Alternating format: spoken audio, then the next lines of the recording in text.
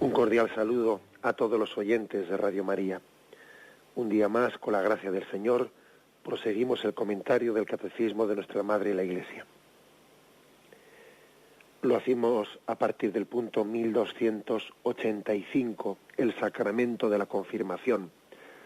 Después de haber dedicado varias sesiones de este programa a hablar del sacramento del bautismo, nos adentramos en este segundo sacramento, el sacramento de la confirmación. Dice así este primer punto, el 1285. Con el bautismo y la Eucaristía, el sacramento de la confirmación constituye el conjunto de los sacramentos de la iniciación cristiana, cuya unidad debe ser salvaguardada. Es preciso, pues, explicar a los fieles que la recepción de este sacramento es necesaria para la plenitud de la gracia bautismal. En efecto, a los bautizados el sacramento de la confirmación los une más íntimamente a la Iglesia y los enriquece con una fortaleza especial del Espíritu Santo. De esta forma se comprometen mucho más como auténticos testigos de Cristo a extender y defender la fe con sus palabras y sus obras. Muchas afirmaciones importantes que vamos a intentar desgranar. La primera dice que es importantísimo salvaguardar la unidad que hay entre bautismo, confirmación, Eucaristía, que son los llamados sacramentos de la iniciación cristiana. Importante, dice, salvaguardar la unidad que hay entre los tres. ¿A qué se refiere con esto? Pues se refiere a que si se llaman sacramentos de la iniciación cristiana, entre ellos tiene que haber una unidad. Tenemos que caer en cuenta, ser conscientes de que el sacramento del bautismo es al nacer, lo que la confirmación es al crecer. O sea que todo ello es un proceso, no son momentos puntuales, ¿no?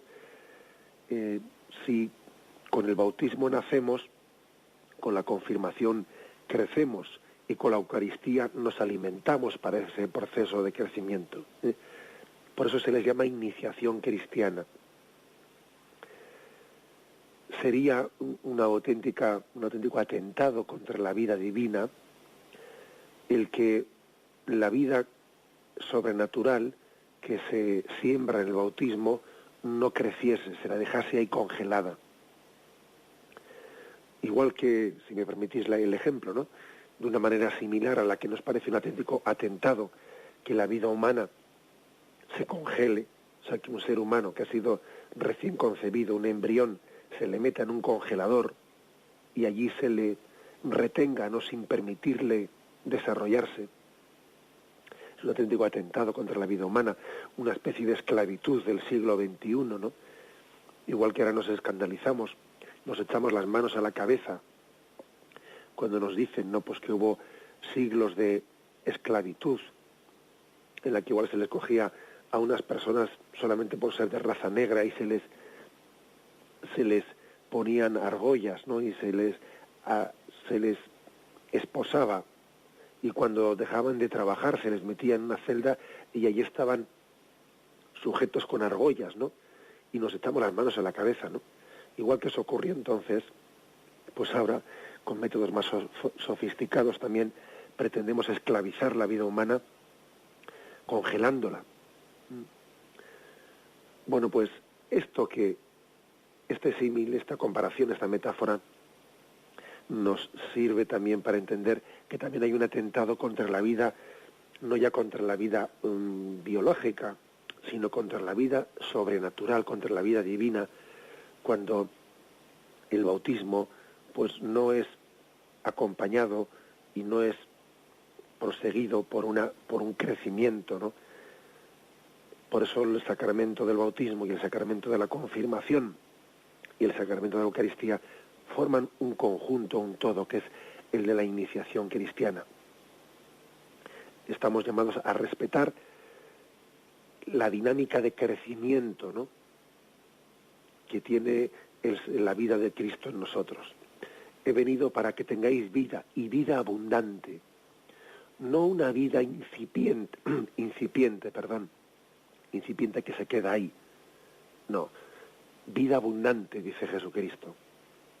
Es, por lo tanto, una insinuación de que tenemos que dejar que Cristo se desarrolle en nosotros, no sofocar la voz del Espíritu Santo, no sofocar la gracia del Espíritu, que está llamado a desarrollarse, está llamado a crecer.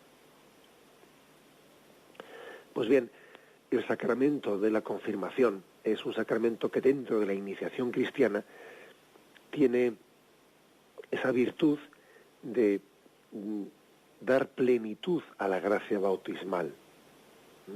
Igualmente se puede y se debe decir lo mismo de la Eucaristía, que da plenitud a la gracia bautismal. Se trata de desarrollar, de permitir que el Espíritu Santo crezca en nosotros.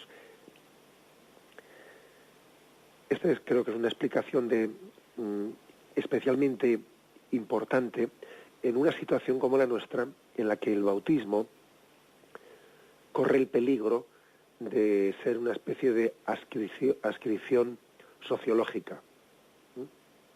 En muchos países de vieja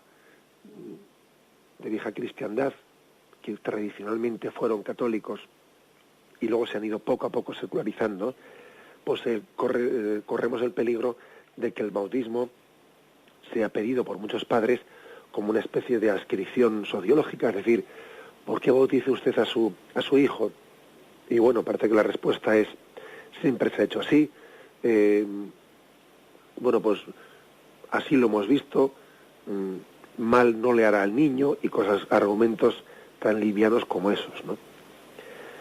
Hay un riesgo grande, ¿no? El bautismo no es una adscripción sociológica, porque claro, cuando se hace así, cuando hay ese concepto, hay un riesgo muy grande de que el bautismo se entienda como un momento puntual sin estar ligado a todo un desarrollo posterior. Es como quien apunta al niño, porque es muy así, pues en un club recién nacido, le apunta en una asociación desde su nacimiento, sin que eso suponga que el niño vaya creciendo en ello, en esa asociación. O sea, sencillamente le apunta y luego ya veremos a ver qué pasa, ¿no? El bautismo es mucho más que una adscripción sociológica, y tenemos que tener cuidado, ¿no?, de ello. Es verdad también que hoy en día, pues en la medida en que la secularización ha avanzado mucho, pues hay personas que rechazan, ¿no?, su adscripción al catolicismo o a otra iglesia o a una comunidad, la rechazan, con lo cual cada vez hay menos esa especie de corriente social de hacer las cosas por costumbre, pues porque hay personas que rechazan explícitamente, ¿no? Pero aún y todo existe ese peligro, ¿no? Existe el peligro de que el bautismo pues sea un sacramento de adscripción sociológica sin la conciencia de que supone un inicio de una vida sobrenatural en nosotros. Permitiendo contaros una anécdota que creo que es significativa. Hace unos años, aquí en la prensa local de San Sebastián, hicieron una entrevista a un joven de Irlanda del Norte que había venido aquí de visita, y sabéis que en aquellos lugares pues vivían y viven también todavía, desgraciadamente no se ha solucionado esos problemas tan graves, ¿no? Pero bueno, ya están más aliviados, pero vivían un enfrentamiento muy grande pues con lo que se llama el IRA, o ese grupo terrorista, y ese conflicto en Irlanda del Norte entre los partidarios de la anexión con Inglaterra y los partidarios de la anexión con Irlanda. Bueno, pues el caso es que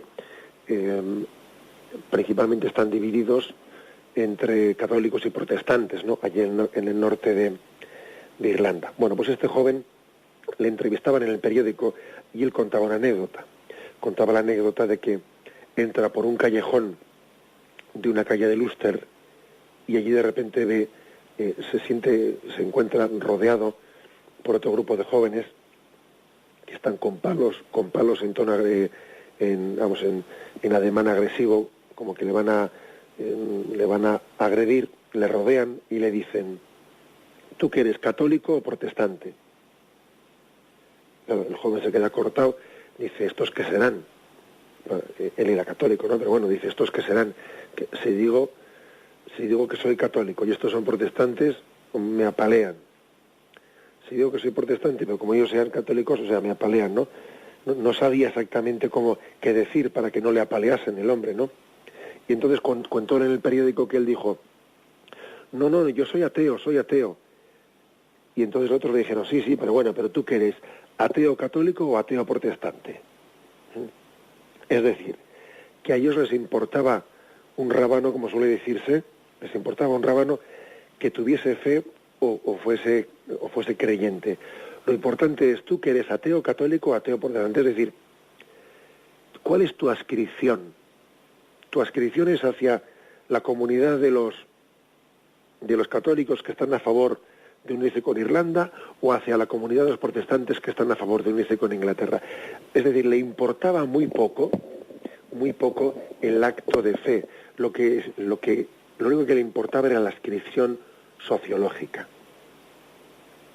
Esa anécdota, bueno, que esté lejos de nuestra situación cultural, etcétera, nos tiene que poner en guardia, pues de ese valorar el bautismo, pues sencillamente pues por hacer lo que siempre se ha hecho, pues porque toda nuestra sociedad siempre se ha adscrito, no, el bautismo no es una adscripción sociológica a una comunidad que tradicionalmente ha sido católica. No, eso no es así.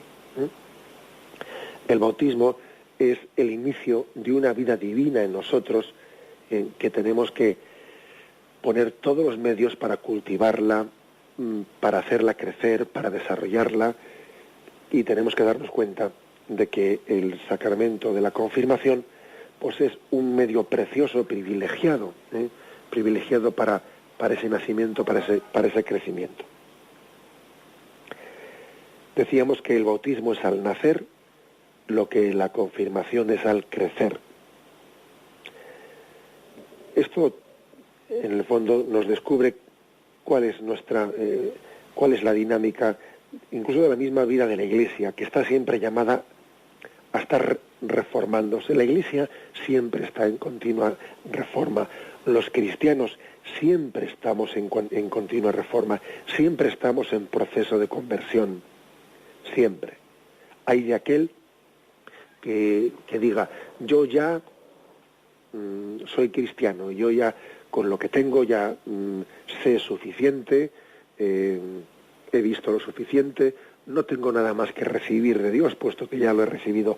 Hay de aquel que sienta su vida, o sea, su recorrido cristiano como ya concluido antes de tiempo, porque ha matado auténticamente un dinamismo de crecimiento que tiene dentro de sí.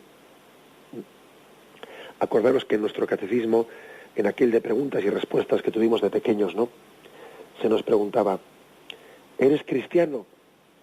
Soy cristiano por la gracia de Dios.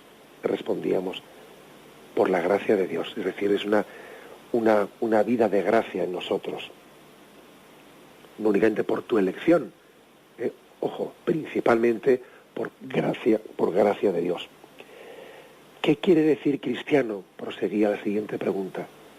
Cristiano quiere decir discípulo de Cristo. Es decir, siempre aprendiendo, siempre creciendo, siempre siguiéndole. Nunca estático. No debe de ser así, no debe ser pues uno que ya se piensa que lo ha visto todo. Pues es que es así. En la vida cristiana no avanzar es retroceder. Aquí no cabe pretender congelar la vida cristiana, como decíamos antes de ese ejemplo de los embriones esclavizados y congelados, ¿no? Qué barbaridad, ¿no? Pues eso mismo, traspasado ese ejemplo en la vida de gracia, no cabe congelar la vida de gracia. O creces y te fortaleces, o te estás debilitando espiritualmente. Es como con la bici, ¿eh? Cuando uno va en bici o va para adelante o va para atrás, pero quieto muy poco tiempo puede estar y enseguida pondrá el pie en el suelo, porque no se puede estar quieto en la bici sin avanzar o sin retroceder. Bien, la conclusión de todo esto es que la confirmación y la Eucaristía son dos instrumentos importantísimos de cara a la plenitud de la gracia bautismal. Y un pequeño matiz, fijaros que dice la Eucaristía, no dice únicamente la primera comunión, porque algunos se piensa que la iniciación cristiana es la primera comunión. No, y la segunda, y la tercera comunión, y la cuarta, y la quinta, es decir, no le demos tanta importancia a la primera comunión como si lo importante es que fuese la primera. No, lo importante es que nos unimos con Cristo. Y la segunda comunión pues es tan importante como la primera o más, ¿no? Porque si uno no pronuncia aquello de que hoy te quiero más que ayer, pero menos que mañana, pues verdaderamente está recibiendo un sacramento pues como un cumplimiento que hace la comunión y luego pues otra inscripción sociológica, ¿sabéis? Es casi una ocasión de unir a la familia, si es que nos unimos, que esa es otra, y bueno, y luego hemos olvidado que lo importante de esa comunión es que es el inicio de una amistad que tiene que ir creciendo, ¿no? A veces un tono, o sea, así un poco en una especie de diálogo con los niños, cuando van a hacer la primera comunión, pues les he solido preguntar, ¿a vosotros qué os parece más importante? ¿La primera comunión o la segunda? Y claro, se quedan un poco cortados y cuando alguno que va a ser un poco más espabiladillo, que dice la segunda. Y le digo, ¿por qué? Pues porque Jesús quiere que seamos sus amigos, pues por supuesto que sí.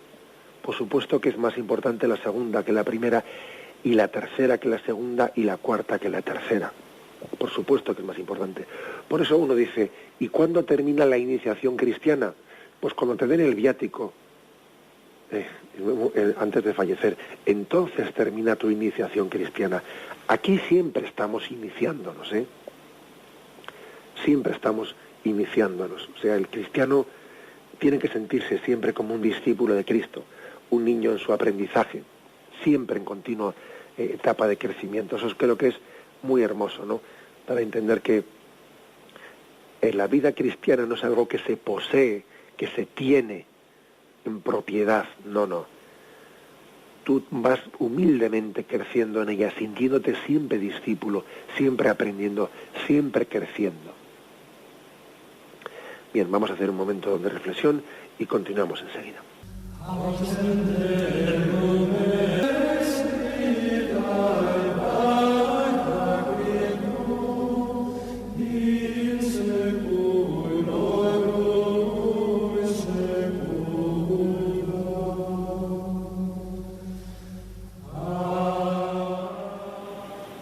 Este punto que hemos leído en 1285 concluía diciendo, en efecto, a los bautizados, el sacramento de la confirmación los une más íntimamente a la Iglesia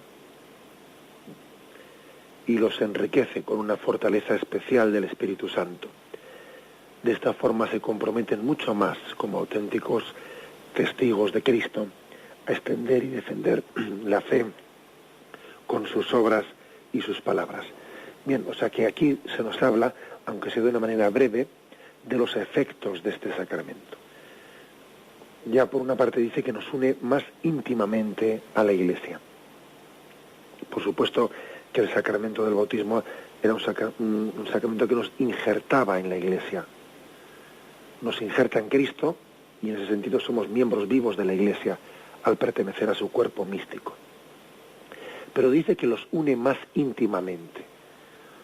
Primero que caigamos en cuenta que lo que he dicho antes, de que siempre tiene que haber un mayor crecimiento, que no eso es, uno dice, ¿eres cristiano? Y dice, por la gracia de Dios estoy en ello, quiero seguir a Jesús, es decir, no es que ya le tengo, no, sigo en ese proceso de crecimiento. ¿Eres cristiano? Y hay que responder, pues, lo soy, pero quiero serlo. Creo, pero aumenta mi fe. Amo a Cristo, pero quiero amarle mejor. Es decir, siempre estamos en crecimiento. Cuando dice que la confirmación nos une más íntimamente a la Iglesia, también creo que es un momento muy importante para explicar que es un paso de vivir una unión con la Iglesia, pues que a veces, por desgracia, ¿no? Que por desgracia suele ser vista la Iglesia como desde fuera. A veces los cristianos es como si fuesen clientes de la Iglesia, y permitidme esta expresión, clientes de la Iglesia que hablan de la Iglesia como de ellos, los curas, y así algo por el estilo, ¿no? Y son como clientes de la Iglesia, en el sentido de que se acercan pues para pedir sacramentos o algunos servicios, ¿no? Como cuando uno va a un supermercado y compra algunos artículos. Los otros no le interesan tanto y los deja allí en las estanterías, y elige alguno, lo mete en el carro y al adelante, ¿no? Es un cliente del supermercado. Por desgracia, y pido disculpas por el ejemplo un poco provocativo, pero es cierto que a veces hay cristianos que hablan de la Iglesia como que no es su propia casa, sino que es un sitio del cual son clientes que van y piden la primera comunión para su niño, piden un sacramento, pero vamos, luego se marchan del supermercado y se quedan tan tranquilos. Bueno, pues el sacramento de la confirmación, que nos une más íntimamente a la Iglesia, es una buena ocasión para purificar eso y para cambiar nuestra conciencia, de manera que pasemos de ser clientes de la Iglesia a miembros vivos, militantes de la Iglesia, que es muy distinto. Es muy distinto ser un cliente, porque la persona, el cliente tiene una especie de mentalidad de, bueno, voy a un sitio, cojo lo bueno, me sirvo de lo bueno que hay allí, y luego desaparezco, me voy, porque en el fondo no es mi casa, no es mi casa. Bien, sin embargo, el que es un militante, el que siente la Iglesia como su casa, no va allí a por algo en concreto para luego marcharse, no, sino que va a su propia casa y se deja alimentar por Cristo y deja que el Espíritu continúe obrando en él la obra que comenzó.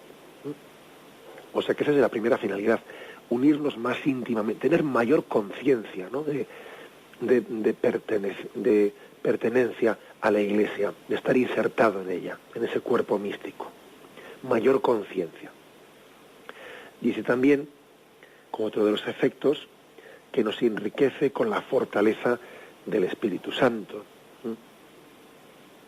Esto también es importantísimo y clave, porque quizás el pasaje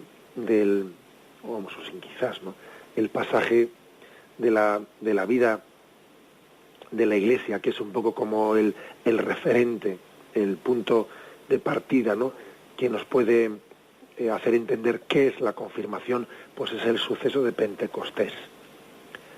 En Pentecostés los apóstoles recibieron la gracia del Espíritu Santo, estando ellos reunidos en el cenáculo, y cuando ellos tenían una fe, sí, pero era una fe vacilante.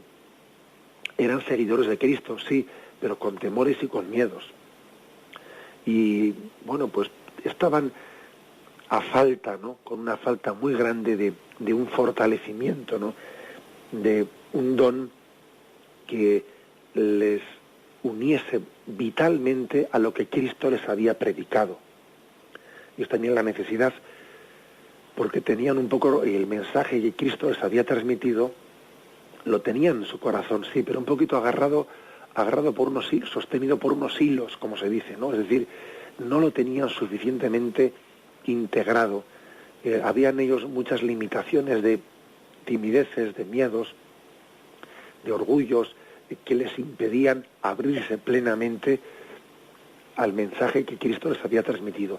Y en Pentecostés, el Espíritu Santo les abre plenamente, ¿no?, al mensaje de Jesucristo. Les hace militantes vivos, militantes seguidores de Cristo, y aquellos que estaban allí con las puertas cerradas por miedo a los judíos, que tenían miedo de que les descubriesen, salen a las plazas y comienzan una predicación con tan fortaleza y vitalidad que hasta algunos pensaban que estaban borrachos, decían, ¿de dónde sacan estos este atrevimiento, no, para salir por todos los lugares predicando a Jesucristo? Pentecostés es, pues, como el gran referente de la confirmación. Pentecostés es el soplido del Espíritu Santo que nos convierte en apóstoles, que da un sentido apostólico a nuestra vida. Antes decía que la confirmación es la gran ocasión para que pasemos de tener una conciencia de ser meros clientes de la Iglesia a ser militantes de la Iglesia, ¿no? Bueno, pues eso, como la única forma es que el Espíritu Santo sople con fuerza en nosotros, como sopló allí en el cenáculo, y que se hinchen las velas de esta barca que es la Iglesia por el soplido del Espíritu Santo. Permitidme una reflexión, creo que también importante y de actualidad. Lo importante de la confirmación, lo esencial de la confirmación, es recibir la gracia del Espíritu Santo, como ocurrió en Pentecostés, recibir, como dice este punto del catecismo, una fuerza especial, la fuerza especial del Espíritu Santo. Esa es la esencia del sacramento de la confirmación. Y digo esto porque es que a veces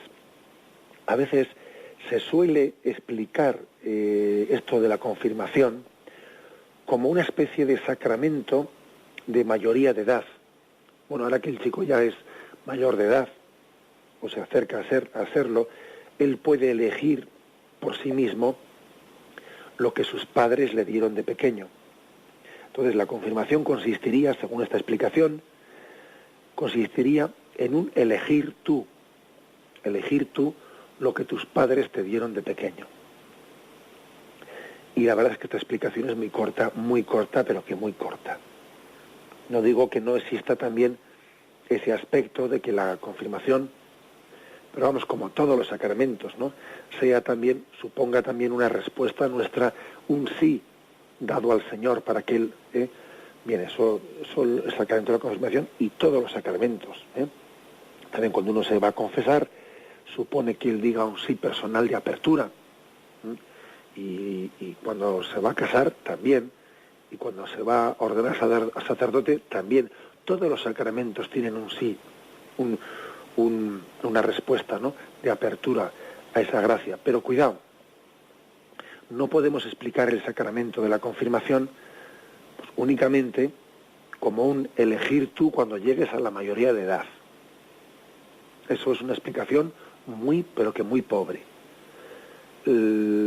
Para explicar la confirmación hay que remitirse siempre a la petición de la gracia del Espíritu Santo. Precisamente para poder hacer nuestra la fe que nos transmitieron nuestros padres, pedimos la gracia del Espíritu Santo para crecer en la fe. No es elegir tú, sino que es pedir la gracia del Espíritu Santo para que tu fe crezca, para que tú te adhieras plenamente, ¿no?, plena y conscientemente. De lo contrario, parece que la esencia del sacramento eres tú, o sea, como que no es un don de Dios que te da a ti, sino que yo digo que sí a lo que mis padres me dieron. No. Todo sacramento es pedir el don de la gracia de Dios. Esto es una matización, pero que me parece importantísima, porque es que con demasiada frecuencia estamos escuchando eso de que la confirmación es elegir tú lo que tus padres te dieron. Pues bien, pero es pedir la gracia del Espíritu Santo, la gracia de Pentecostés, para que yo pueda precisamente decir ese sí a la fe de mis padres. Sobre todo es pedir la gracia del Espíritu Santo para ello. Bien, pues este punto del catecismo nos ofrece un texto para reflexionar sobre esto, un texto que es el de la Lumen Gentium, capítulo 11. Lo vamos a leer, pero primeramente vamos a hacer un momento de reflexión y continuamos enseguida. Dice este punto, el punto 11, el número 11 de la Lumen Gentium. La condición sagrada y orgánicamente constituida de la comunidad sacerdotal se actualiza tanto por los sacramentos como por las virtudes. Los fieles incorporados a la Iglesia por el bautismo quedan destinados por el carácter al culto de la religión cristiana y regenerados como hijos de Dios tienen el deber de confesar delante de los hombres la fe que recibieron de Dios por medio de la Iglesia. Por el sacramento de la confirmación se vinculan más estrechamente a la Iglesia, se enriquecen con una fortaleza especial del Espíritu Santo y de esta forma se obligan con mayor compromiso a difundir y defender la fe, con su palabra y sus obras, como verdaderos testigos de Cristo. Como veis, el Catecismo ha tomado sus afirmaciones principales en este punto, de la Lumen Gentium. Si algo podemos destacar de esta fuente original, de ese texto del Concilio Vaticano II, es, incluso dice el texto, de esta forma se obligan con mayor compromiso a difundir y defender la fe. Es decir, todo cristiano tiene por el sacramento de la confirmación una mayor obligación de ser apóstol, una mayor obligación, pues porque está más unido a Cristo. Y el apostolado, pues lo lógico es que sea de la abundancia del corazón, habla la boca. Esto que llevo dentro es lo que expreso, ¿no? Jesús dijo en el Evangelio: a quien me confiese a mí delante de los hombres, también yo le confesaré ante el Padre. Bueno, pues tiene una importancia vital, clave, la confesión de la fe en Jesucristo ante los demás. Por muchos motivos, ¿no? Primero porque en el plan de Dios Él quiere elegirnos como instrumentos de Dios para llegar a nuestros hermanos. Y puedo tener yo la culpabilidad de que otras personas no hayan conocido a Cristo, porque yo no he sido instrumento, ¿no?, para ello. Y a una razón, como veis, pues potentísima. Pero más razones también. Otro motivo de la importancia de ser apóstol hacia los demás es que el plan de Dios es que yo también, dando a los demás, transmitiendo la fe a los demás, yo creciese en la fe. Es posible que mi fe no sea lo firme que debiera ser, porque yo no he hecho el esfuerzo de transmitir la fe. Porque transmitiéndola crece tu fe. Eso es así, ¿eh? Solamente cuando uno incluso esto se explica sobre todo por la gracia de Dios, ¿no? Pero tiene también su explicación hasta psicológica, ¿eh? Cuando uno se pone a explicarle a un niño, a explicarle a un compañero una lección, es cuando es capaz de explicársela, es cuando él la entiende bien. O sea, uno entiende bien una cosa cuando no solo me la sé yo, sino también he hecho el esfuerzo de transmitirlo a otra persona. Puede ocurrir que también nuestra fe no sea lo firme y lo fuerte que debiera ser, pues porque no hemos sido apóstoles en la transmisión de esa fe, y luego, claro, se queda debilitada. La expresión, la transmisión de la fe fortalece, nos hace miembros, nos hace caer en cuenta del tesoro que llevamos dentro el momento en que lo estamos transmitiendo. Y cuando vemos las resistencias que tiene una persona a aceptar ese apostolado que tenemos con esa persona, pues uno comprende las resistencias que Él ha puesto a la gracia. Y cuando uno ve el bien tan grande que le ha hecho a otra persona, ¿no?, el haberle hablado de Cristo, el haberse acercado al Señor, qué bien le ha hecho cambiar de perspectiva de vida, entiende el bien que me ha hecho a mí Jesucristo. O sea, que siendo apóstol con los demás, pues uno también crece y cae en cuenta, ¿no?, de muchos dones de gracia que tenemos dentro de nosotros, pero que no nos percatamos, porque como lo hemos tenido siempre, bueno, pues parece que no lo aprecias, no lo valoras, ¿no? No lo valoras pues para nada. Eso nos ocurre a los cristianos que hemos nacido en unas familias pues tradicionalmente cristianas, ¿no? Y máxime si más o menos hemos llevado pues un crecimiento en el seno de la familia y de la Iglesia, pues más o menos siempre sin grandes sobresaltos, ¿eh? Sin grandes sobresaltos. Bueno, pues nos parece que como siempre lo hemos tenido así, ¿no? Nunca hemos tenido una etapa un poco dramática en la que nos hayamos visto totalmente lejos del Señor o habiendo rechazado la fe, no, sino que como siempre más o menos nos hemos sentido en casa, no nos damos cuenta del tesoro que tenemos. Como muchas veces ocurre con la salud, que hasta que no pierdes la salud no te das cuenta de lo que tenías, pues lo mismo pasa con la fe. A veces parece que hasta que uno no tiene el drama de lo que es tener que vivir sin Dios y sin esa fe y sin ese apoyo en Él, no te das cuenta de lo que tienes, ¿no? Ojalá no tengamos que tener ningún tipo de crisis, pues crisis de fe para caer en cuenta de lo que es el tesoro de la fe. El caso es que aquí lo que se nos recuerda es que tenemos un compromiso de difusión y de defensa de la fe, dice, de difundir y de defender la fe, con su palabra y con sus obras. Pues porque es cierto que la mejor manera y la primera manera, ¿no?, de ser apóstoles de Cristo está en lo que muchas veces hemos escuchado que es fray ejemplo. Fray ejemplo es esa capacidad de ser testigos de Cristo casi sin pretenderlo, hasta sin pretenderlo. Hay personas que hacen apostolado sin saberlo, sin darse cuenta. Están haciendo apostolado, pues porque basta verles y uno dice, Dios mío, pero qué persona tan transparente, qué persona tan servicial. Ella persona, el perfume tan hermoso, mejor dicho, el perfume más hermoso es aquel del que es inconsciente la persona. Es decir, cuando una persona llega a estar difundiendo algo y él no se da cuenta. No se da cuenta porque es que contagia sin saberlo, contagia sin saberlo. Ese es el mejor apostolado, desde luego. Pero que claro, también tiene que ir unido, pues, a una defensa de la fe, con palabras, con obras, a un dar razón de nuestra fe ante este mundo. Yo creo que sería una buena conclusión de esta explicación del catecismo de hoy, el que pidamos al Señor, en primer lugar, pedirlo en negativo y luego en positivo. En negativo diciendo, Señor, que yo no sea motivo de escándalo para nadie, que por mi culpa nadie se aleje de ti, que mis palabras, mis obras, mi ejemplo no sea una causa para que nadie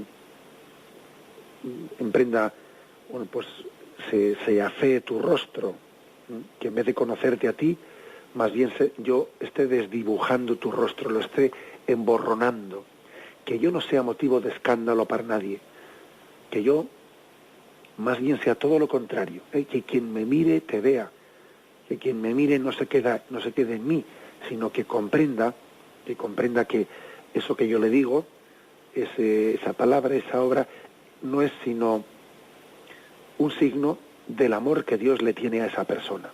Hacer apostolado es hacer entender a una persona que eso que yo le digo, eso que yo hago, eso que yo intento transmitirle, no tiene su inicio en mí, sino que yo soy un mero signo del amor de Dios hacia esa persona.